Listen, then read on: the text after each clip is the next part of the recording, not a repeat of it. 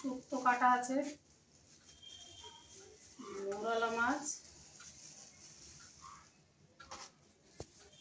আর কি মাছ দেখি বন্ধুরা, তেলাপিয়া। শুক্তো করবো, সব কেটে রেখেছি। ওইদিন মাছ দেখে চলে গেল, ভাবছি কালো পাখিটা তো মাংস থাকে, তেলাপিয়া মাছটা খায়, দেখি কি করে। ওর খাওয়া নিয়ে হয়েছে জ্বালা, ছোটটা তো যা দেবে ওখানে খেয়ে নেয়। যা গরম বন্ধুরা কি বলবো। না না তাদের বানাও, তাদের বানাও। মাছগুলো আবার কাটতে হবে সবাই। কাটবে না? বড় মাছ কেটে দেয় নাকি?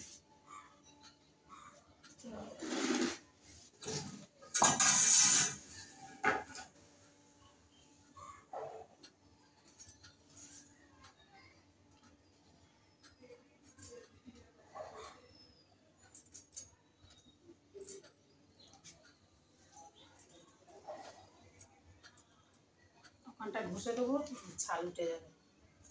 এগুলো তোমার মাছগুলো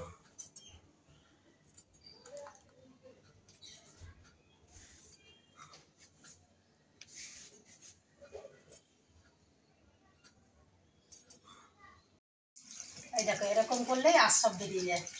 এই দেখো বেরিয়ে যাচ্ছে আঁশ।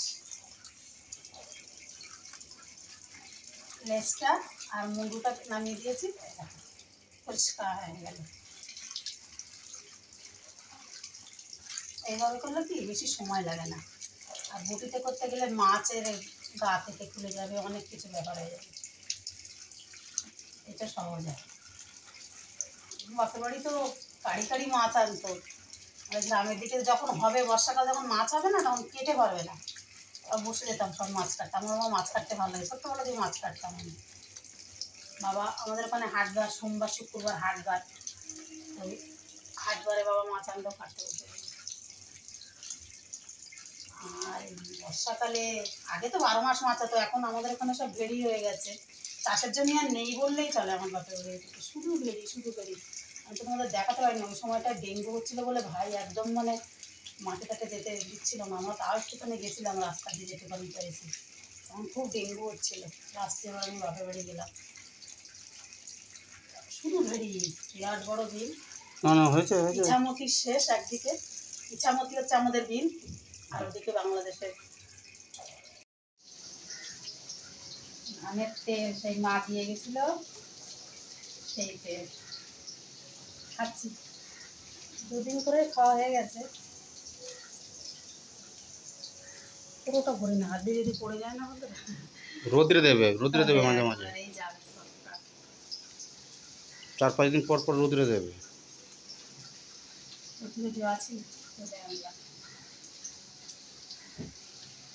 শুক্তো বসিয়ে দিয়েছি মানে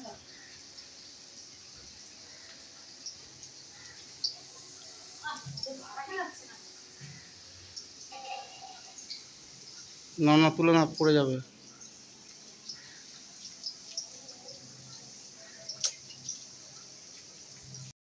কিছুই না। খাবি লুচি? ও লুচিটা খাবে তোমার। আজকে সেই কপালে থাকলে হয়ে যায় না, রামনবমীর প্রসাদ আমাদের নিচে ভাড়া ঘরে রামনবমী পুজো করেছে, তো ওই মাসিমায় এসে প্রসাদ দিয়ে গেল। বড়টা তো বন্ধুরা সুজিটা কি সুন্দর বানিয়েছে, সুজিটা বন্ধ শুনছে। আর এটা যে ছোলার একটা মানে মাখা, দেখো লুচির দিকে তাকিয়ে আছে, দেখো একটুখানি দেবো না একটা লুচি। এটা খাবো, এটা খেয়ে দেখো কেমন লাগে। খাও। আচ্ছা একটুখানি ছিঁড়ে দেবো না? এখান থেকে না, এইটা গুলো। কোনটা গুলো নেবো? এইগুলো, এগুলো দেবো? শুকনো। ও মশলাগুলো খাবে, ও চিন্তা করো।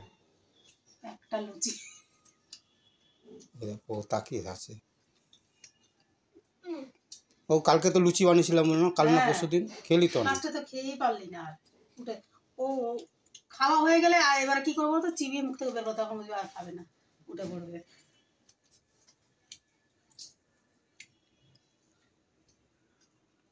ঠাকুরের প্রসাদ ঠিকই হয়ে যায়, রামনবমী প্রসাদ আমরা খুব একটা চট করে পাই না।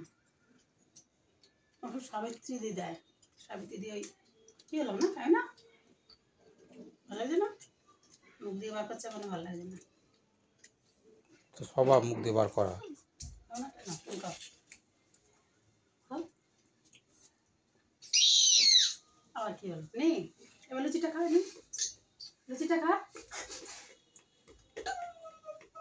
খাবি না? হ্যাঁ, নে। তরকারিটা নে।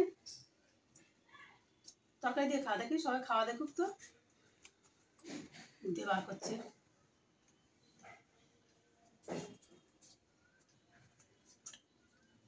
খাও। খাবি না? আমি খেয়ে দিচ্ছি।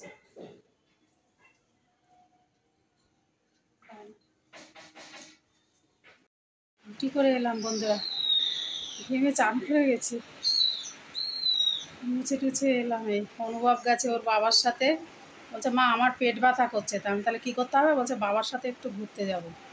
জানি না কি করছে, গিয়ে কি বায়না করছে না করছে। বাবা বলছে আমি কিন্তু একটুখানি ঘুরে চলে আসবো এত গরমে। আর অনুভব চলে গেছে বলে অভিজিৎ কিন্তু এইটা বোঝে, ও সমানে রাস্তার দিকে এদিক ওদিক করছে। অভিজিৎ, ওই দেখো আসছে, ওই দেখো ছাদে ছিল। আয় বাবা ফ্যানের নিচে বস। কি গরম বন্ধুরা, ওপরে গরমে মরে যাচ্ছি আমরা। এই এডজাস্ট লাগিয়েছি, এডজাস্ট চালালে একটু আরাম পাচ্ছি সত্যি কথা বলতে। হ্যাঁ, বলি যে এত গরম ওরে বাবা। বাইরে একটু দাঁড়ালে হচ্ছে, কিন্তু বাইরেও আমার ছেলে আমার অভিজিৎ বাইরে দাঁড়ালেই আমাকে খেয়ে দিয়ে নিয়ে আসবে। তোমাদের কি বলবো আর বলছি আমি কিরে বাইরে, ও আমাকে টানতে টানতে ঘরে এনে বসিয়ে রাখবে। ব্যাগ দিয়ে বার করছে এক এক করে, কি এনেছে দেখো বন্ধুরা, কি এনেছে একটু দেখায়। এই দেখো ব্যাগ করছে, ব্যাগ দিয়ে দেখো।